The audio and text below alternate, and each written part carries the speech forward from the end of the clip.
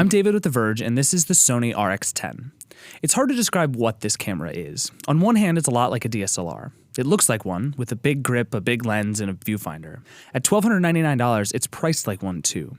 But it doesn't have interchangeable lenses or a big sensor or dials and buttons everywhere. But it doesn't matter. It's fantastic. It has a Carl Zeiss lens with a 24 to 200mm equivalent zoom at a bright f2.8 the whole way. I've never seen a lens quite like this, and it's well suited to shooting everything from portraits to sports. The only trouble it ever caused me was trying to quickly zoom in and out. Since it's all done electronically, it's a little slow to shift, even if you use the manual zoom ring. But it has really solid macro performance, it's sharp across the entire image, and it allows for a really spectacular range of shots. It's become my go-to camera for lending people who don't know anything about photography. The RX10 almost never takes a bad picture. It occasionally overexposes shots, but it has beautiful colors, accurate lighting and metering, and produces genuinely gorgeous photos nearly every time. Its ability to take shots in low light, with soft backgrounds, and with high dynamic range is completely unlike any point-and-shoot I've ever used other than Sony's own RX100, which actually has the same 1-inch 20.2 megapixel sensor as the RX10. It's able to shoot comfortably up to ISO 3200, and even higher if you're putting your photos on Facebook and not a billboard.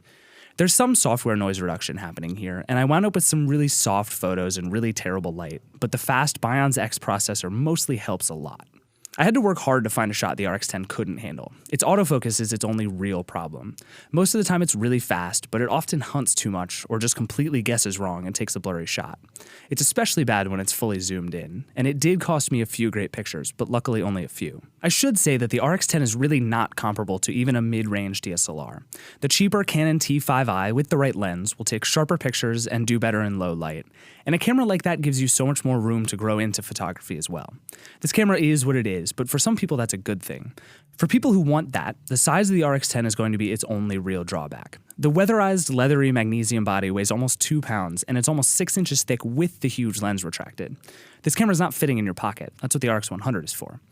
But what you get in return is that huge zoom range and enough manual control that you can definitely make the RX10 do exactly what you want. There's a 3-inch LCD on the back, which tilts up or down and lets you shoot from either above your head or below your waist, and an electronic viewfinder with all the same advantages, you can see lots of information without taking your eye away, and disadvantages, it's just not as accurate as an optical viewfinder as any other. But I'm coming around to EVFs, and Sony's really is one of the best.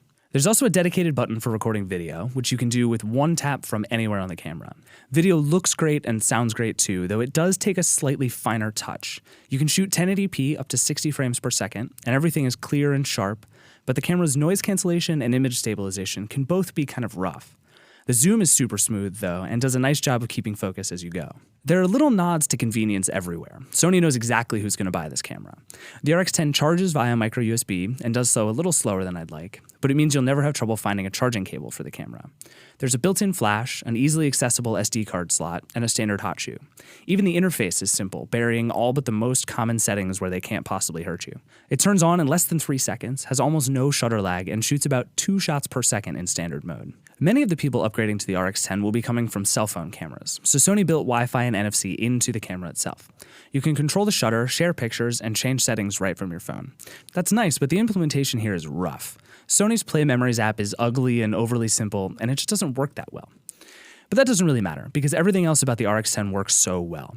It takes great pictures, whether you're insanely close up or incredibly far away. It takes great video too, and it does it all without you needing to do much of anything except point and shoot. The really killer thing is that it's so expensive.